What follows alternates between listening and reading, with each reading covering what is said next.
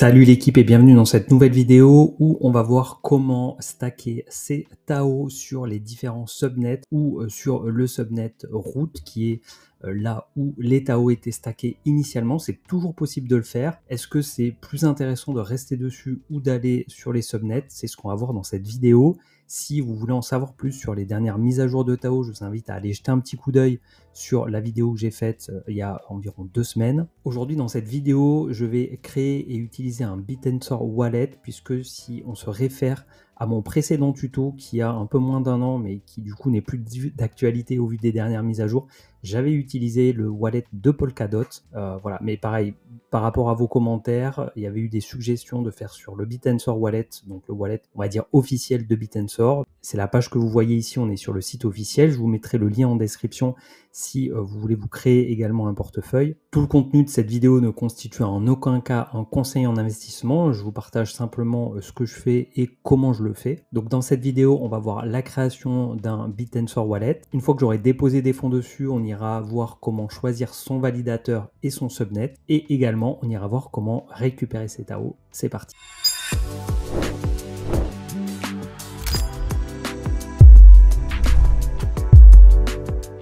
Bienvenue sur La Crypto by Joe, je m'appelle Jonathan, j'investis dans les cryptos depuis 2017 et depuis un peu plus d'1 an maintenant, je partage du contenu sur YouTube, voilà, pour partager mon expérience et ma vision du marché crypto. Je vous invite à aller faire un petit tour sur la chaîne pour voir les différents types de contenus et si vous pensez que ça peut vous être utile, eh bien, je vous invite tout simplement à vous abonner et à activer les notifications pour ne pas louper la sortie des nouvelles vidéos. Pour ceux qui débutent, j'ai mis à votre disposition dans la description un guide gratuit qui vous présente toutes les bases nécessaires pour pouvoir débuter sereinement dans l'investissement crypto. Et pour ceux qui veulent aller plus loin, je vous invite à aller faire un petit tour sur mon site pour voir les différentes offres d'accompagnement et les différents produits que je propose et qui potentiellement pourraient vous être utiles. Pour commencer la création du portefeuille Bitensor, on clique ici, on fait ensuite ajouter à Google Chrome dans une extension. Vous pouvez la retrouver également sur mobile. Une fois que l'extension du coup est ajoutée, vous cliquez dessus, vous faites accepter.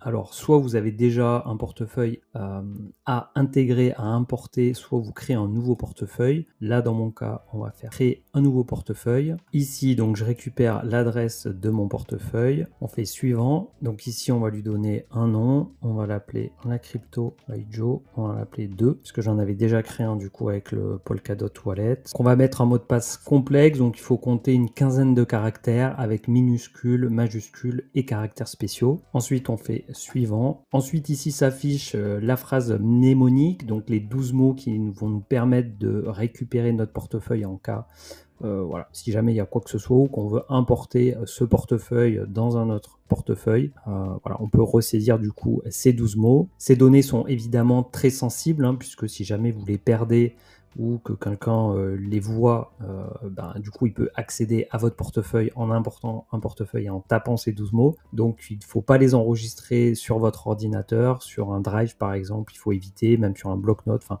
il faut éviter de les avoir sur un support numérique, hein, il vaut mieux les noter, que ce soit sur un papier ou une plaque métallique, encore mieux, pour qu'ils soient à l'abri du feu et de l'incendie potentiel.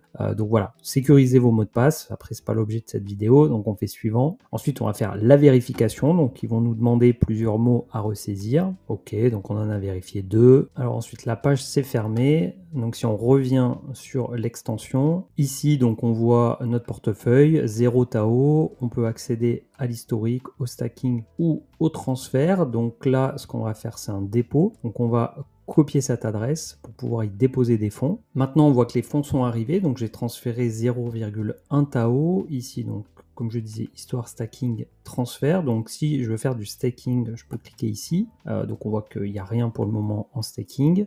Ici, je peux faire créer un nouveau stacking. Donc ici, il nous informe que ça se passe en 2 parties. Il faut à la fois sélectionner un subnet et un validateur, contrairement à avant où il y avait juste en fait à créer, il y avait juste à cliquer sur stake et ça stakeait sur le subnet 0, donc le root. Ensuite, ici, il précise qu'un subnet a un taux de change, donc il faut faire attention en fait au subnet qu'on choisit, puisque ça peut impacter du coup les performances et la valorisation de notre portefeuille. Ici, il nous indique que la partie validateur de notre stacking va produire des récompenses d'émission qui vont augmenter du coup la valeur de ce qu'on a en stacking, que les validateurs proposent des API différents en fonction du subnet qu'on va sélectionner et que ces récompenses sont ajoutées automatiquement à notre portefeuille. Ensuite, donc là, on a la nouveauté, donc à savoir qu'il y a des tokens alpha ou appelés aussi les DTAO qui vont être des jetons du subnet choisi et qui ne pourront s'échanger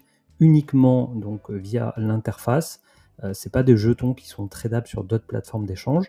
Et donc que ces jetons-là ont un taux de conversion avec le Tao qui évolue à la hausse ou à la baisse, et donc ça peut représenter à la fois une opportunité et un risque. On ira en voir quelques-uns pour voir un peu l'évolution des prix, sachant que c'est quand même tout récent, ça doit dater d'à peine une semaine. Donc voilà, il faudra voir aussi comment ça évolue dans le temps. Ici, donc, il nous indique les gains et les pertes potentielles quand on fait un unstake, quand on demande à récupérer du coup ce qu'on a mis en stacking, ce qu'on a délégué. À ce moment-là, tout est converti en Tao, donc on récupère uniquement des Tao sur notre portefeuille, et à ce moment-là, soit on a gagné, soit on a perdu en Tao. Donc ici, le premier, c'est le root, donc c'est l'original, c'est le subnet 0. Ensuite, on a les plus populaires qui sont affichés. On peut ensuite aller explorer les autres subnets, mais ce que je vous propose plutôt, c'est d'aller sur le site de Taostat et de connecter ce portefeuille. Ce sera quand même beaucoup plus sympa et beaucoup plus agréable à faire. Sur le site taostat.io, on retrouve ici les subnets et les validators, donc avec possibilité d'aller voir un peu plus en détail ce qu'on ira faire juste après. Et également, on voit ici nouveau dashboard. C'est la possibilité ici de pouvoir manager son portefeuille et de pouvoir ajuster ses différents stakings si on est sur plusieurs subnets. Donc on ira voir tout à l'heure comment mettre ça en place. Et d'abord ici, je voulais vous montrer donc l'ensemble des subnets qui existent sur Bit&Sor. Donc à noter que ça évolue également très vite. Donc au moment où vous regardez cette vidéo, il y aura certainement du changement, et également donc le deuxième élément à choisir, ça va être le validateur. Donc si on commence par les subnets, je voulais vous montrer ce site Taopil. Donc encore une fois, tous les liens utilisés pour cette vidéo seront disponibles dans la description. Donc les différents subnets ont été rangés comme ça par catégorie. Ici des systèmes de prédiction, ici plutôt infrastructure générale, et on retrouve à l'intérieur SN. Donc ça veut dire subnet numéro 1, numéro 45, numéro 62, etc. Et donc si vous voulez en savoir plus, vous pouvez donc cliquer par exemple ici subnet 4, Targon. Donc ça vous donne ici une petite présentation rapide, possibilité d'aller sur le site officiel, le tableau de bord, le GitHub, le Twitter. Voilà, pour ceux qui veulent en savoir plus. Et si je reviens sur Taostat, que je clique sur subnet, donc je vais avoir ici la liste des subnets présents. Ici, on a la possibilité d'afficher les informations en Tao ou en dollars. Ici, donc, on voit la valorisation de chaque jeton alpha de chaque subnet, donc en Tao ou en USD. Ici, on retrouve un pourcentage d'émissions. On peut faire un tri décroissant pour voir les subnets qui reçoivent le plus d'émissions de jetons, puisque du coup, ce qu'il faut comprendre, c'est que plus il y a de jetons qui sont stackés sur un subnet, plus il reçoit de jetons en récompense. Le principe des DTAO, c'est ça, c'est de changer le mécanisme de consensus et d'attribution des récompenses donc pour les subnets. Si on prend donc l'exemple du subnet 4 Targon qui reçoit 12,28%, on voit bien ici tout en bas qu'on est à 100%, quasiment 99,97. La dernière fois que j'avais regardé, c'était 100%. Hop, on remonte. Et donc, si on se positionne sur un des subnets, on voit ici l'évolution du prix donc du jeton alpha. On est ici en logarithmique. Si j'enlève le logarithmique, vous voyez que la volatilité est quand même assez forte, et il y a des mouvements de prix du coup qui sont quand même assez importants. Donc moi, à titre perso, je suis positionné sur aucun subnet. Ça correspond pas trop à mon profil d'investisseur, on va dire. Moi aujourd'hui, le stacking, il est sur le subnet 0, il est sur root, mais voilà, je voulais quand même vous présenter du coup la nouvelle interface et comment ça fonctionne pour faire du stacking sur le réseau de Bit&Sor. Ici, on va retrouver des données classiques d'un jeton. Donc on a le prix du jeton alpha en Tao, donc il est aujourd'hui à quasiment 100 $, 0,2 Tao. Ici, on a donc sa market cap, on est sur 8 millions, un volume de quasiment 3 millions, donc c'est quand même un gros volume par rapport à sa market cap. Alors la FDV, elle est un peu trompeuse parce qu'elle prend en compte la max supply, ce qui du coup n'arrivera jamais, enfin je vois pas la probabilité que le subnet ait la totalité de la supply, ça me paraît assez impossible, parce que si on regarde la circulating supply, on est à 0,41% du coup de circulating supply, et la circulating supply, elle prend en compte les jetons alpha dans la pool ainsi que les Tao. Donc pour avoir 100% de circulating supply, il faudrait que l'intégralité des jetons Tao soit émis et soit stackés dans cette pool. Alors après, j'ai pas très bien compris du coup, je vous cache pas, s'il y en a qui ont l'information, de le mettre dans les commentaires. On verra tout à l'heure un peu comment l'émission des jetons se fait, et ici donc on a les informations plus liées au trading sur les buy and sell, et ici les informations du subnet. Et donc ici, on voit tous les derniers mouvements, les dernières transactions. Ici, on peut voir les holders. Ici, ce qui peut être intéressant de voir, parce qu'on a l'adresse là du subnet, c'est que c'est le plus gros holder, hein, ce qui est quand même plutôt rassurant. Ils ont mis plus de 2000 Tao du coup dans le subnet. Ça veut dire qu'ils ont quand même confiance en leurs produits. Voilà, ça peut être un des indicateurs pour choisir son subnet. Après, voilà, comme je disais, si vous voulez choisir un subnet, eh bien, je vous invite à aller faire vos recherches en fait sur chacun des subnets pour voir celui sur lequel vous pourrez envisager une surperformance vis-à-vis des autres et de Tao pour stacker des Tao, mais en ressortir, en extraire un maximum du coup pour faire gonfler votre portefeuille avec le risque de perte en Tao et donc de voir votre portefeuille se dévaluer. Et voilà, donc c'est une des raisons pour lesquelles moi j'évite de m'aventurer là-dedans, c'est tout nouveau. Donc si je veux ici stacker sur le subnet Targon, je fais Connect Wallet. Donc ici j'ai mes deux portefeuilles, donc si je prends celui-là, donc celui que j'ai créé, Open Tantor, donc j'ai 0,1 Tao disponible. Ici je vais cliquer sur Paramètres.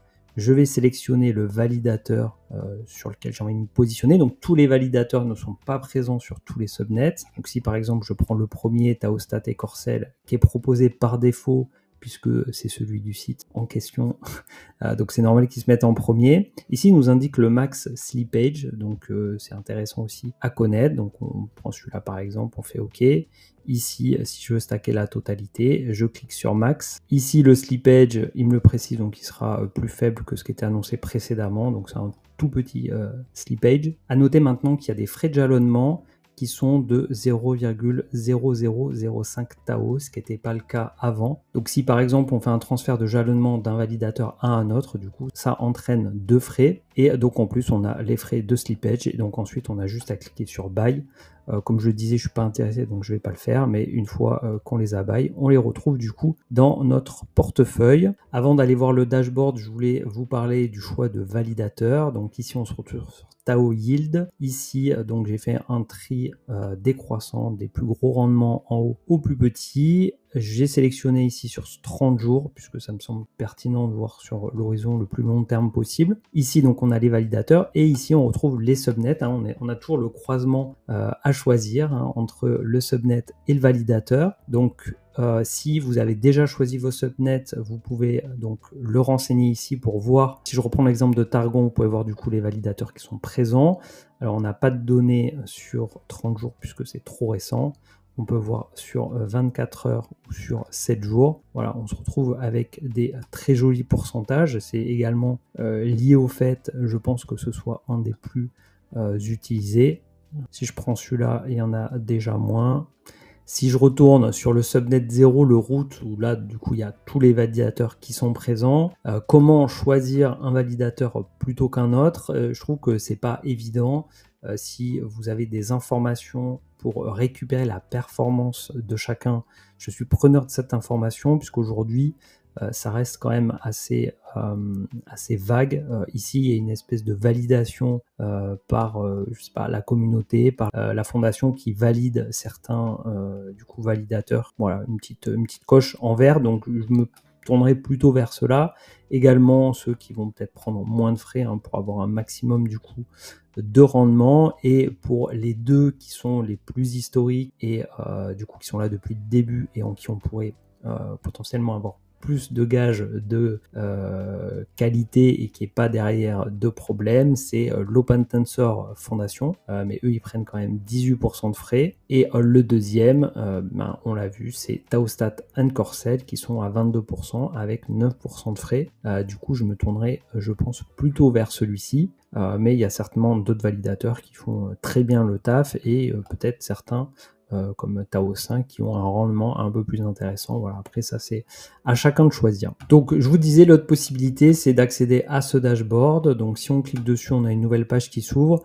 On a possibilité de se connecter avec Google, avec GitHub, avec un email ou de manière anonyme. Donc moi j'ai opté pour la manière anonyme. Donc ici il y a un code PIN de 16 caractères à saisir. Si vous n'en avez pas, il suffit de dire don't have a PIN et du coup ils vont vous afficher votre PIN de 16 caractères qu'il faudra mémoriser. Moi j'en ai déjà un, donc je vais le saisir. Je fais login. Du coup ici on voit que je suis connecté en anonyme. Donc le dashboard, Stake Portfolio API. Donc ici si je vais sur Portfolio, donc il va demander d'entrer un portefeuille. Donc je saisis mon portefeuille. Je fais ajouter le portefeuille. Je lui donne un nom, la Crypto Baijo 2, ok. Donc ici, on voit que j'ai 0,1 Tao, l'équivalent de 47 $. Ici, earning, j'ai rien puisque j'ai rien stacké. Si je descends, j'ai rien de stacké. Et non stacké, du coup, 0,1 Tao. Donc ici, si je vais sur stake, donc je vais connecter également mon portefeuille. On voit que j'ai 0,1 Tao et ici donc je peux sélectionner un subnet avec un validateur par exemple. Donc moi en l'occurrence ce qu'on a dit, ce que je voulais c'était plutôt staker sur le subnet 0, donc le root. Je sélectionne ici Taostat et Corcel, je fais ajouter, ok, je ferme et ici je vais sélectionner la quantité du coup que je veux stacker, donc je vais aller jusqu'à 100%. Ici, je vais également aller à 100%. Je vais faire Next. Donc les frais estimés sont à 0, mais comme je vous disais, en fait, il manque quelques zéros après la virgule. Je confirme. J'ai le pop-up du portefeuille qui s'ouvre pour saisir le mot de passe et valider la transaction. Donc je rentre le mot de passe, je signe la transaction. Ok, la délégation a été réussie avec succès. Si par exemple j'ai envie aujourd'hui de changer et de choisir un autre subnet sur lequel me positionner, donc on a vu par exemple tout à l'heure Targon, je sélectionne Targon, pareil sur Taostat et Corcel par exemple. J'ajoute. Donc là, il est ajouté ici. Donc si je veux l'enlever, j'ai juste à cliquer sur la poubelle. Et là, la possibilité que j'ai, c'est de switcher entre les deux et de dire, par exemple, ben, j'ai envie d'être moitié sur route et moitié sur Targon. Donc à ce moment-là, je peux ajouter comme ça le portefeuille 50-50. Ici, je fais Next. Ici, donc là, on a des frais par contre qui sont affichés. Je fais j'ai compris, je confirme et à ce moment-là, il va y avoir un changement dans la délégation de mes Tao. 0,05 vont être enlevés de route et 0,05 vont être mis sur Targon. Donc je confirme, ce que je ne ferai pas là, mais vous avez compris l'idée. Et donc en fait, ce dashboard, je le trouve plutôt bien fait puisque ça permet vraiment de piloter du coup son portefeuille de manière très claire et très visible. Si je reviens sur le subnet Targon ici, eh bien on voit que je n'ai plus de Tao disponibles puisqu'ils ont été mis sur le route. Et je trouve du coup c'est un des avantages de passer par cette interface, c'est que ça permet de switcher entre subnets. Et pour ceux qui veulent récupérer leurs fonds, que ce soit sur route ou sur un autre, mais là je vais me mettre sur 0, ici 0% sur route, je fais Next, ici je sélectionne j'ai compris, je valide, je vais avoir de nouveau la fenêtre qui va s'ouvrir pour mettre le mot de passe et signer la transaction, donc je valide, c'est tout bon, ma balance de Tao est revenue à 0,1 Tao, je n'ai plus rien de délégué. Et donc à ce moment-là, si je veux renvoyer des fonds vers une plateforme, quelle qu'elle soit, pour revendre mes Tao, je clique à ce moment-là sur l'extension. Une fois sur l'extension, ici donc j'ai mes 0,1 Tao, je fais transfert, je rentre l'adresse de destination, je peux la sauvegarder potentiellement, je clique sur continue, je signe la transaction et du coup les fonds seront transférés vers l'adresse, la plateforme de mon choix. Dernier élément très important à prendre en compte dans nos choix, c'est de comprendre du coup l'évolution des récompenses, l'évolution de la répartition. Comme on l'a vu notamment dans ma vidéo sur Tao, c'est que le stacking joue désormais un rôle majeur dans le fonctionnement du réseau, avec comme objectif principal pour les DTAO de répartir les émissions de la chaîne entre les sous-réseaux de manière plus démocratique. Et donc cela a un impact sur les émissions donc distribuées au sous-réseau qu'on appelle donc subnet, à savoir que plus les jours vont passer, plus le temps va passer, plus les récompenses pour le subnet dans un subnet, plus le temps va passer, plus la répartition des récompenses entre le Tao et le jeton alpha vont aller dans la tendance du jeton alpha. On le voit donc illustré sur cette courbe là. On voit également sur ce graphique là pour des subnets donc qui arrivent après. Donc là on a les courbes en jaune et en vert. Il y a un décalage du coup dans le temps pour toujours respecter du coup un lancement à 100% sur du Tao et à 0% donc sur le jeton alpha, et ensuite une inversion des courbes au fur et à mesure que le temps passe, donc moins de récompenses en Tao et plus de récompenses en jeton alpha au fur et à mesure du temps. On est sur un 50-50 au bout du 70e jour. Pour les mathématiciens qui veulent en savoir plus, vous avez ici, pareil ce sera dans la description, la formule de calcul, mais je doute que cela intéresse beaucoup de monde. Ce qu'il faut retenir, c'est qu'il va falloir observer, en tout cas c'est ce que je ferai de mon côté, comment vont évaluer les récompenses sur le subnet 0, donc le root. Est-ce qu'on va pouvoir maintenir un niveau APY de ce niveau-là indiqué, ou est-ce que ça va baisser au profit des jetons alpha? Donc certains vont faire le pari du coup d'aller maintenant échanger des Tao pour des jetons alpha, des subnets qui jugent qualitatifs. Voilà, donc à chacun de faire son choix.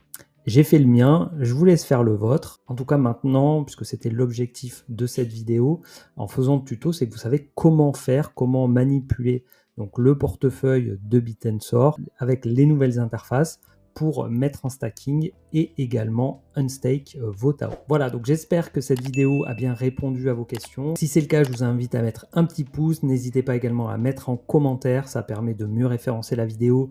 Vous êtes sur YouTube, vous savez comment ça marche, donc je vous remercie de le faire. Je vous donne rendez-vous prochainement pour une nouvelle vidéo et d'ici là, portez-vous bien. Ciao.